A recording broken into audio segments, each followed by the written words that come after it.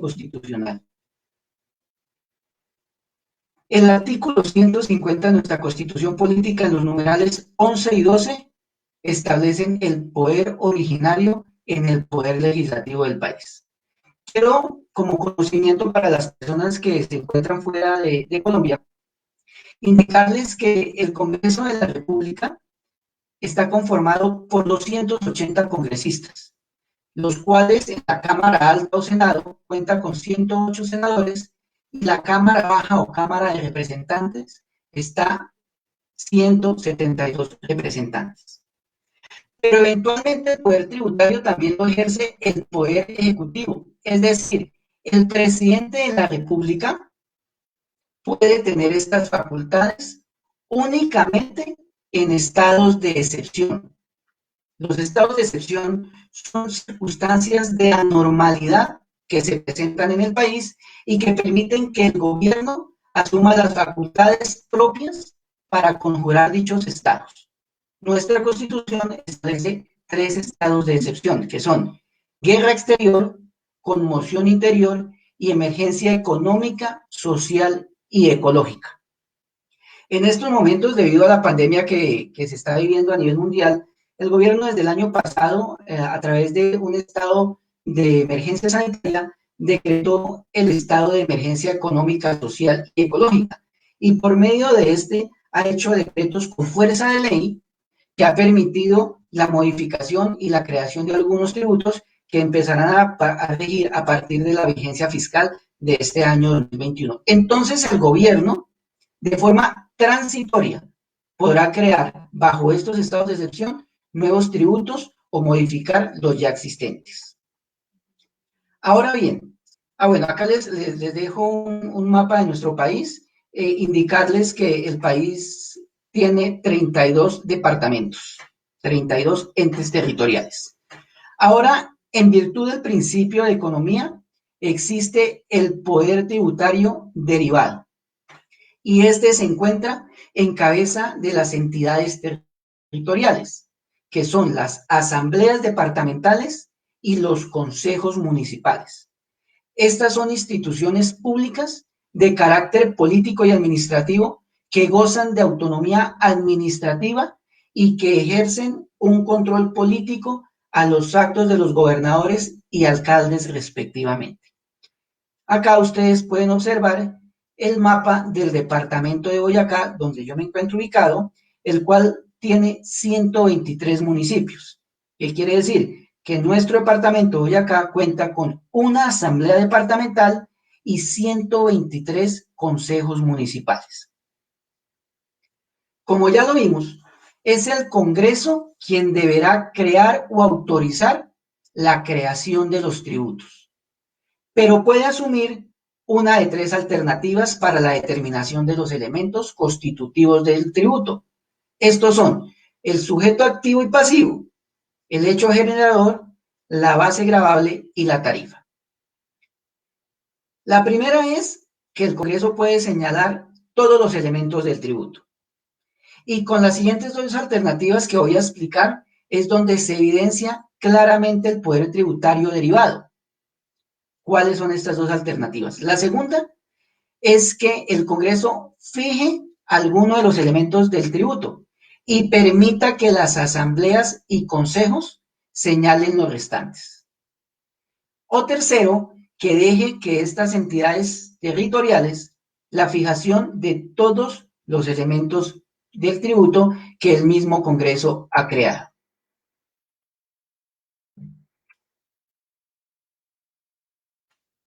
Entonces la fiscalización cumple una función muy importante, pues la administración con las facultades que le otorga la ley revisa si se aplicaron de forma correcta las normas tributarias.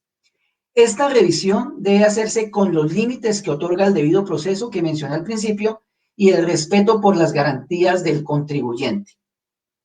Podría decir que es un instrumento clave en el proceso de la aplicación de las normas tributarias.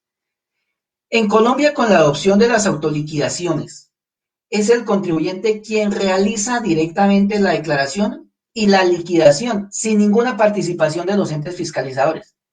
Es por esto que los entes encargados de fiscalizar reciben dicha información con el ánimo de inspeccionar y comprobar que dicha información que el contribuyente le ha entregado la haya realizado de forma correcta. Este proceso de autoliquidación hace necesario que el contribuyente tenga un conocimiento específico de las normas tributarias y su aplicación. Pues, vuelvo y repito, es el contribuyente quien por sí mismo debe realizar las operaciones necesarias para calificar y cuantificar el valor del tributo. Entonces, esa forma de gestión tributaria permite que algunos contribuyentes, abusando de esa posición o de esa facultad, incumplan con sus obligaciones tributarias. Y lo pueden hacer de dos maneras, por evasión o por elusión. Y es aquí donde se hace importante la función de fiscalizar. El doctor Julio Roberto Pisa es magistrado del Consejo de Estado y actualmente es el director del Departamento de Derecho Fiscal de la Universidad Externado de Colombia. Da una definición muy clara de lo que es la fiscalización. Él indica que la fiscalización es la actividad administrativa que tiene por objeto el examen de las declaraciones y autoliquidaciones de los obligados tributarios, así como la investigación de lo que no hayan declarado o falseado en dichas declaraciones. Es así que la fiscalización la podemos entender desde tres perspectivas.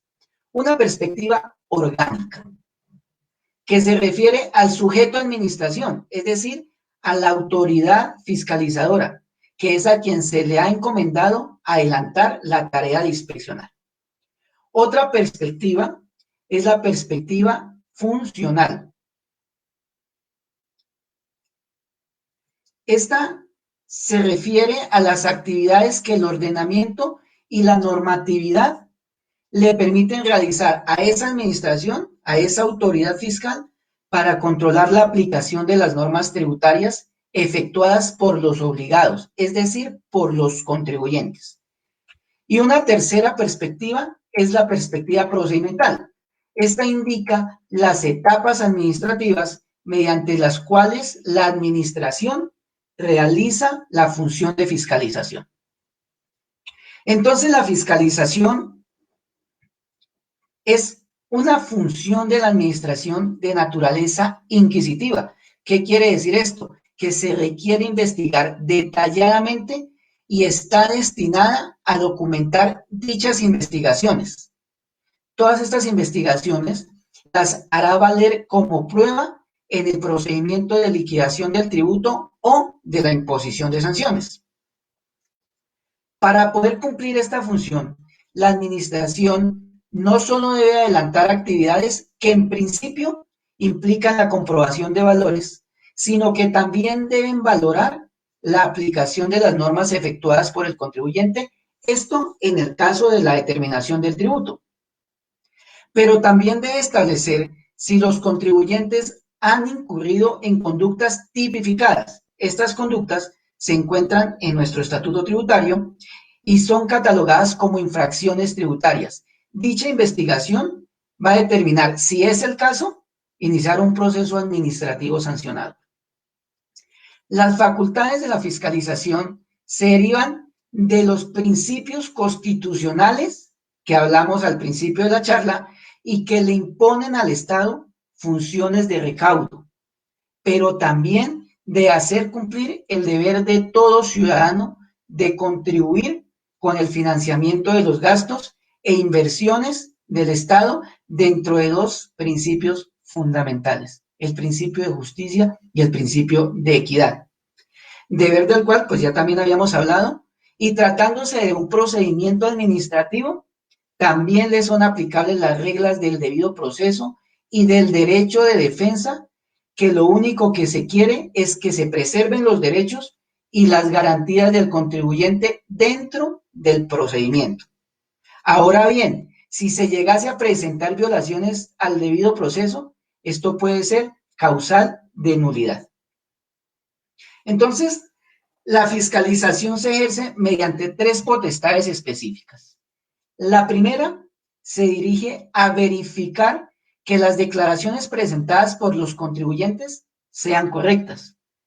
La segunda se refiere a revisar la aplicación de las normas que ha hecho el contribuyente a su caso específico y aceptarla o no, según corresponda, y efectuar su propia aplicación a partir de la interpretación que le dé la autoridad administrativa. Todo en función de liquidar una deuda tributaria, vaya la ironía, superior para el contribuyente. Y la tercera, en el cual existen elementos comunes a estas dos anteriores, es decir, hechos y aplicación de normas.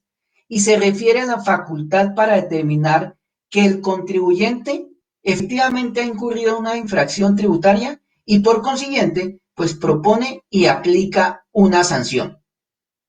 Entonces, en este orden de ideas, siempre en la fiscalización se va a manejar una tensión entre la administración y el contribuyente.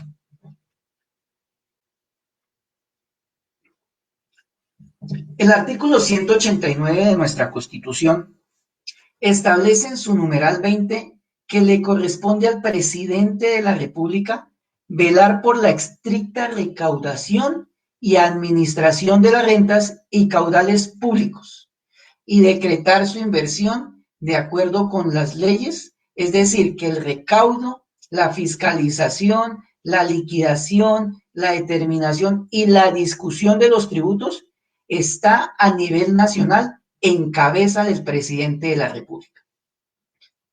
Pero estas mismas funciones que acabo de mencionar están en cabeza de gobernadores y alcaldes cuando se tratan de impuestos territoriales, como los vamos a ver ahorita a continuación. Entonces, como en las finanzas públicas repercuten los impuestos, la entidad encargada de velar por su control dentro de la rama ejecutiva es el Ministerio de Hacienda y Crédito Público, pero no lo va a hacer de manera directa, sino a través de la Dirección de Impuestos y Aduanas Nacionales, DIAN. Esta es una entidad adscrita al ministerio y está organizada como una unidad administrativa especial de orden nacional. Por lo tanto, cuenta con personería jurídica, es decir, es una persona ficticia, una persona jurídica, capaz de ejercer derechos y de contraer obligaciones y de ser representada judicial y extrajudicialmente. La DIAN tiene autonomía administrativa propia, tiene autonomía presupuestal y tiene su patrimonio propio. Antes, la Dirección de Impuestos Nacionales era así, sencilla, Dirección de Impuestos Nacionales, y en 1993 se fusionó con la Dirección de Aduanas Nacionales. Es por eso que ahora la conocemos como DIAN, Dirección de Impuestos y Aduanas Nacionales.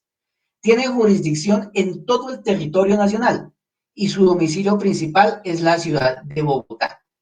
Pero también hace presencia en diferentes ciudades y municipios de Colombia, de acuerdo a lo que mencionaba al principio, la descentralización de funciones.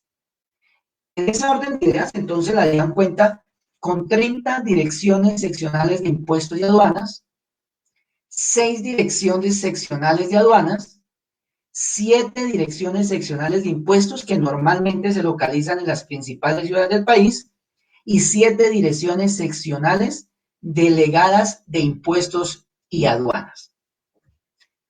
La DIAN administra los impuestos nacionales, tanto directos como indirectos. Entonces, dentro de los impuestos directos, tenemos el impuesto de renta. Este impuesto grava todos los ingresos que obtenga un contribuyente en el año, que sean susceptibles de producir un incremento neto de su patrimonio en el momento de su percepción, siempre que no hayan sido expresamente exceptuados, y considerando los costos y gastos en que se incurre para producirlos. Este impuesto recae sobre las personas naturales y jurídicas y se conforma del impuesto de renta y del impuesto a las ganancias ocasionales. Las ganancias ocasionales son todos aquellos ingresos que se generan en actividades esporádicas o extraordinarias. Se obtienen por el acontecimiento de determinados hechos que no hacen parte de la actividad cotidiana o regular del contribuyente. Es decir, que el impuesto de renta y el de ganancia ocasional se pueden considerar como un solo tributo